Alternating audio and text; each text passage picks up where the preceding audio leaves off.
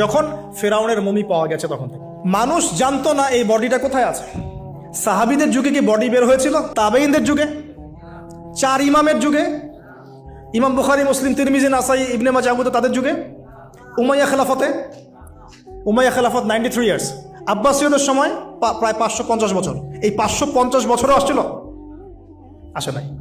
ফাতেমি সাম্রাজ্য চলে গেছে, কর্ডোভার ইসলামিক সাম্রাজ্য চলে গেছে, মোগলদের সময় চলে গেছে, এই তো আফগানদের সময় চলে গেছে, ইভেন অটোমান এম্পায়ার, এই যে উসমানীয় খেলাফত, আর্তুগরুল গাজীর ছেলে উসমানের হাত দিয়ে, এই যে প্রায় কত বছর, প্রায় তো এটা 500 বছর মতো হবে না, 500 বছর প্লাস মাইনাস। এই সময়গুলো, এই যে প্রায় আমরা 1445 হিজরির কথা বললাম, আপনি 1300 হিজরি, 1300 প্লাস হিজরিতে আপনি এই বডিটা পাবেন না। আমরা দেখি নাই, বিশ্ববাসী দেখে নাই।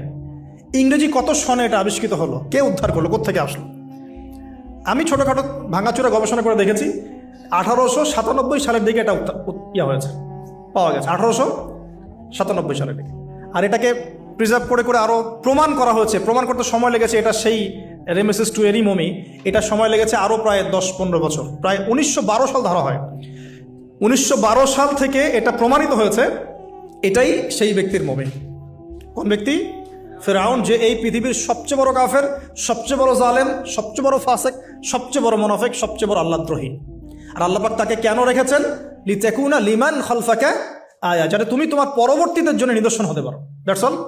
তাহলে আমরা পেলাম কবে? 1897 অথবা প্লাস মাইনাস 1912।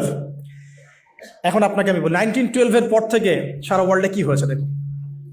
1912, 1917-এর পর থেকে সারা ওয়ার্ল্ডে কি হয়েছে আপনি খেয়াল করবেন। অটোম্যানদের খেলাফা gone case, first world war Ottoman খেলাফা গন। চলে আসলো নতুন একটা রেভলিউশন, ইউরোপিয়ান রেভলিউশন। আমি বলি যে the first group of গগ and ম্যাগগ, specially আমি স্পেসিফিকলি বলি না, বলি যে এদের মধ্যে ইয়াজুজ আর মাজুজের খাসলত আছে। আমি বলছি না এরাই ইয়াজুজ মাজুজ, এই কথাটা আমি বলছি না। আমি বলছি এদের মধ্যে মাস্ট বি, অবভিয়াসলি 100% ইয়াজুজ মাজুজের খাসলত আছে, চরিত্র আছে।